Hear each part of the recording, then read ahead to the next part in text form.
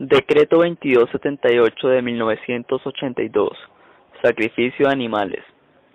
Este decreto reglamenta todo lo relacionado con el sacrificio de animales de abasto público o para el consumo humano, el procesamiento, transporte y comercialización de su carne.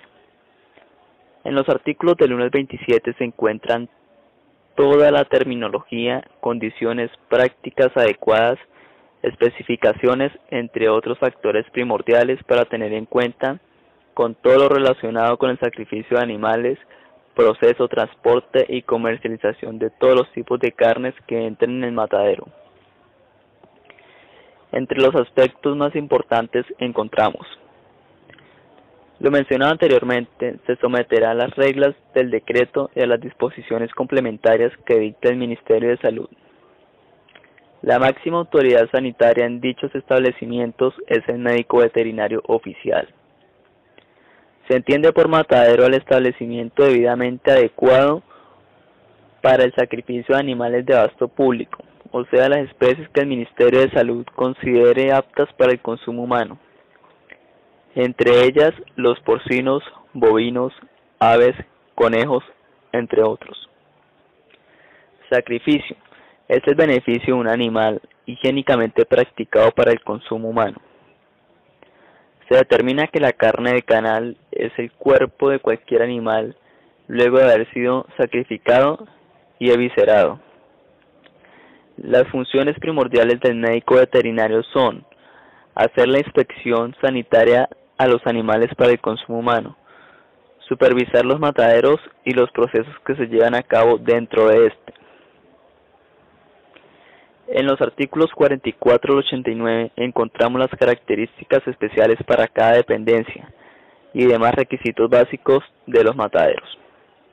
Entre los más destacados están los siguientes: los mataderos deben estar separados o apartados de zonas aledañas o circunvecinas, así lo designa el promotor de protección sanitaria. Las vías en donde se cargue, descarguen o de acceso deben estar pavimentadas o asfaltadas. Los corrales deben estar separados para cada especie de animal y deben contar con plataformas de observación para el examen ante mortem. Los pisos de los corrales deben cumplir con las siguientes condiciones: tienen que ser de material lavable, impermeable, antideslizante y resistente. Los corrales donde se haga el sacrificio de animales deben tener una cubierta para protegerlos de la lluvia y del sol. Los mataderos solo pueden usar desinfectantes aprobados por el Ministerio de Salud. Las salas de sacrificio deben construirse protegiendo contra insectos, roedores o animales que perjudiquen el proceso. El horno crematorio debe estar aislado de la planta y de todo el matadero. Contará con sistemas adecuados para el control sanitario y la contaminación ambiental. En el capítulo 3 consta de 22 artículos en los cuales se explica brevemente la localización, el diseño y la construcción de los mataderos. Como primero tenemos que el terreno donde se vaya a localizar el matadero debe contar con drenajes de aguas lluvias, suficiente agua potable, energía eléctrica y fácil tratamiento, disposición y evacuación de los residuos. Deben estar localizados lejos de las industrias que proporcionan contaminación y lejos de viviendas o donde habiten las personas. Los mataderos deben ser grandes en tamaño para permitir que todos los procesos se cumplan sin ningún problema. Además deben contar con iluminación natural y artificial y ventilación en todas las áreas. También deben contar con redes especiales para el vertimiento de aguas y se clasifican así: aguas negras, aguas grasas, aguas sanguinolentas y aguas de lavado. En el capítulo 4 comprende todo lo relacionado con los equipos y dotaciones básicos de los mataderos. Los utensilios que entren en contacto con la carne deben ser de materiales impermeables y resistentes a la corrosión, no tóxicos, que no transmitan olores ni sabores a los alimentos. Los utensilios utilizados en el sacrificio solo deben usarse para dicho fin y no para otros usos. Los plaguicidas solo pueden ser utilizados en el caso de que no sea posible reemplazar su eficacia por otros métodos. En el capítulo 5 habla sobre el personal de los mataderos. Consta de 10 artículos, entre los cuales destacaré los más importantes. Como primero tenemos que los empleados del matadero que manipulen carne deberán someterse a exámenes médicos antes de ingresar y ser contratados, y cada 6 meses cuando ya sean empleados. No podrán trabajar en el matadero aquellas personas que padezcan enfermedades infectocontagiosas. Las personas que manipulen carne en los mataderos deben estar limpios y utilizar la ropa adecuada, o sea, ropa de color claro, gorro, casco y calzado adecuado. Los directores de los mataderos deben brindar constante capacitación a los trabajadores en cuanto a la manipulación higiénica de la carne y los hábitos de limpieza para impedir la contaminación de ella. Capítulo 6. Trata del ingreso de animales de consumo humano a los mataderos y su registro, entre los cuales destacaré los aspectos más relevantes. Cuando quieran que un animal ingrese al matadero para beneficio, el veterinario debe examinar los documentos sanitarios y decidir lo siguiente: si deben ser admitidos para su beneficio en condiciones normales,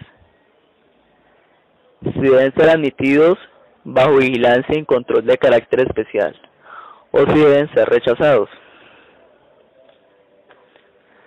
Se debe llevar un registro de los animales que ingresen al matadero para su beneficio, indicando su procedencia, y después de desembarque deberán ser marcados para su fácil identificación. Los animales que ingresen al matadero para el consumo humano deberán hacerlo con 12 horas de antelación a su sacrificio. El veterinario puede decir lo contrario en casos especiales con un número inferior de horas. Cuando se decomise un animal del consumo humano, la autoridad sanitaria le expedirá una constancia que indique la causa del decomiso al responsable, o sea, el dueño del animal. El capítulo 7 habla sobre la inspección ante morte. Es la obligación hacer el examen ante mortem al animal que va a ser sacrificado para el beneficio humano con una antelación de 2 horas.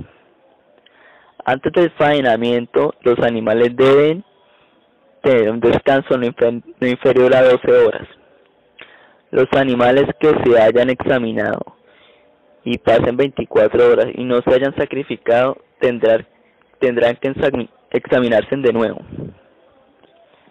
Es prohibido sacrificar animales hembras, preñadas o no, o se puede, pero el veterinario debe certificar que dicha hembra no es apta para la cría.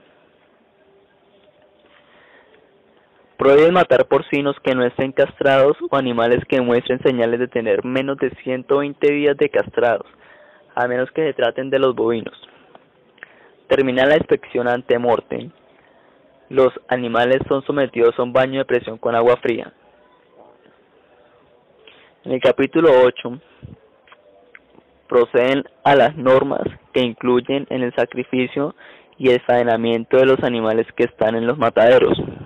Como primero tenemos que el sacrificio es el proceso que se efectúa en un animal para el consumo humano para darle muerte, y el faenamiento son las operaciones que se llevan a cabo relacionadas con el destino final del producto. Segundo, no se permite el uso de mazos y piquetas para la insensibilización de los animales. Tercero, la eviscerización debe hacerse rápido y se deben separar las vísceras rojas y las blancas y manejarse de forma que no se contaminen ellas mismas, ni la carne, ni los equipos y utensilios. No se pueden usar telas, papel o cualquier otro material para la limpieza o secamiento de las canales. Se lavarán con agua fría y potable la carne y los despojos comestibles. En el capítulo 9 disponen de las normas para hacer la debida inspección post-mortem, que consiste en detectar lesiones o enfermedades que puedan atentar contra la salud pública. También ayuda a impedir la contaminación de otros productos comestibles en el faenado y la manipulación posterior. Esta inspección es de orden obligatoria de todos los animales de consumo humano. Ahora seguimos con el decreto 2162 de 1983, que nos habla sobre los derivados cárnicos. Este decreto reglamenta todo lo relacionado con la producción, procesamiento, transporte y expendio de los productos cárnicos procesados. En los artículos del 1 al 15 se encuentran definidas toda la terminología empleada en la producción, procesamiento, transporte y expendio de los productos cárnicos procesados. Entre los más importantes encontramos: los animales de abasto son todos los que se utilizan para el consumo humano y que no afectan nuestra salud, entre ellos los equinos, bovinos, porcinos, aves de corral, entre otros. Un subproducto es la parte del animal que se aprovecha, puede ser para el consumo humano o de uso industrial. Un embutido es un producto procesado que está introducido en tripas a presión, puede ser crudo o cocido y que carezca de envoltura ya que es envuelto en tripas. Y el no embutido es aquel que no se introducen en tripas pero puede ser crudo o cocido.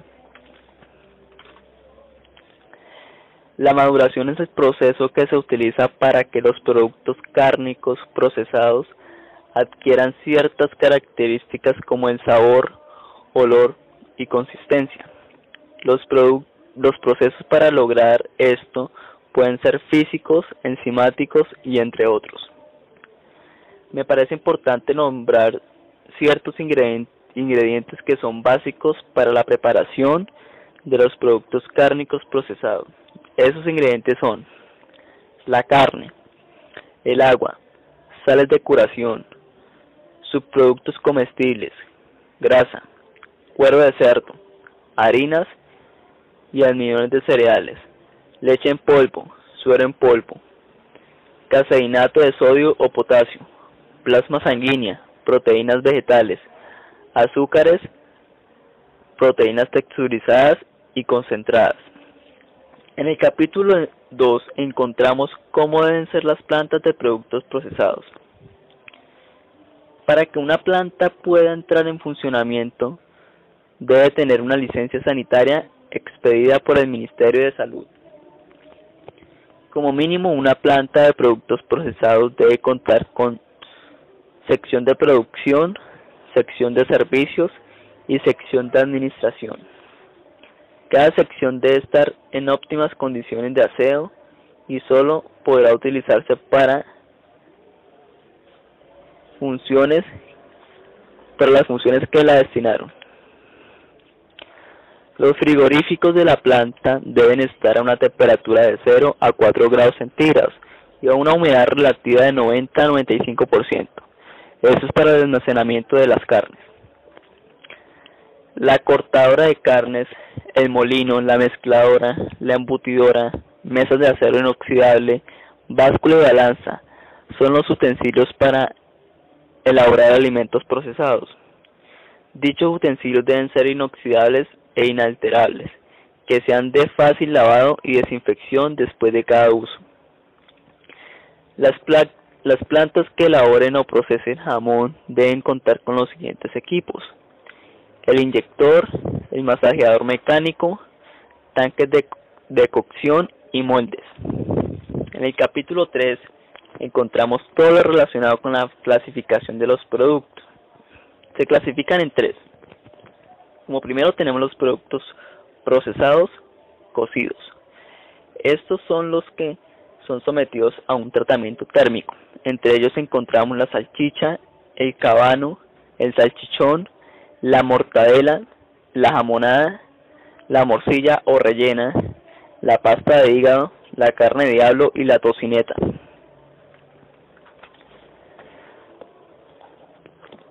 Todos estos productos cumplen con una característica similar de producción, como que todos son embutidos, a excepción de la tocineta. Todos pasan por un proceso de cocción con ingredientes y aditivos de uso permitido.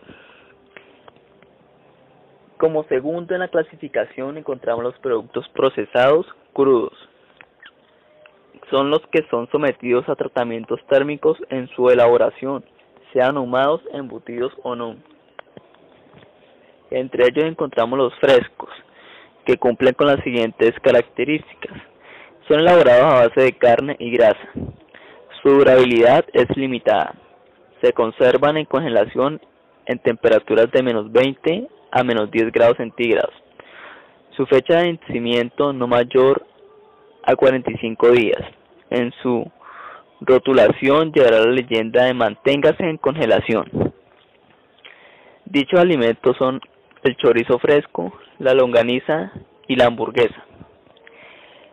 Dentro de esta misma clasificación están los productos procesados crudos maduros, que son sometidos a un proceso de maduración de un mínimo de 30 días. Pueden ser embutidos, ahumados o no.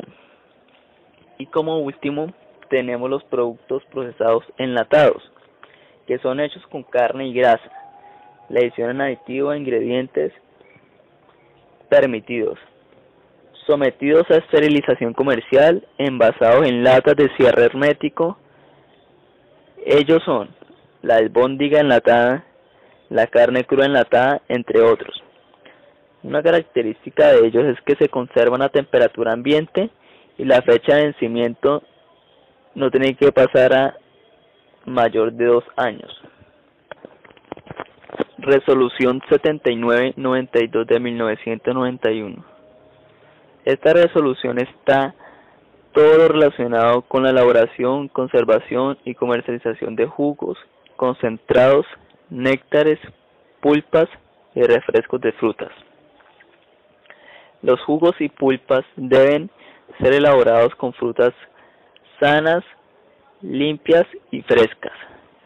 Para su conservación deben ser sometidos a tratamientos físicos. Deben cumplir con propiedades organolépticas como el jugo. Debe ser el mismo color, sabor y olor al de la fruta. Se pueden usar ingredientes y aditivos, endulcorantes naturales como la sacarosa, dextrosa, fructosa en una cantidad máxima del 5%. En los aditivos se pueden utilizar antioxidantes naturales, conservantes como el ácido benzoico. No se permite el uso de distintas sustancias de aditivos en los jugos y pulpas. En su respectiva denominación se escribirá jugo o pulpa más el nombre de la fruta utilizada. Como ejemplo, jugo de mora o pulpa de maracuyá. Se le puede agregar en el rótulo que es 100% natural si el jugo o la pulpa no se le agregan aditivos.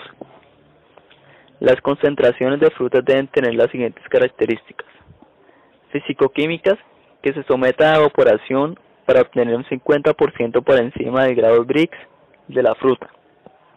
Su denominación llevará la palabra concentrado más el nombre de la fruta utilizada, como concentrado de guayaba. Los néctares de frutas son líquidos libres de materias y sabores extraños. Deben contener el color y olor semejante a la fruta.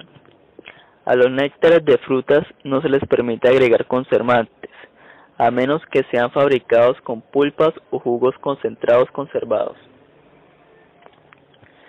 Los refrescos de frutas se deben elaborar con frutas sanas, frescas y limpias. No se les puede agregar conservantes a menos que hayan sido fabricados con jugos, pulpas o concentrados previamente conservados. Se permite el uso de los siguientes aditivos conservantes como el ácido benzoico, potasio y sodio, antioxidantes como el ácido ascórbico, estabilizantes como alginatos de amonio, calcio, potasio, carragenina, Saborizantes naturales y artificiales. En su respectiva denominación se podrá utilizar la palabra refresco más la fruta utilizada.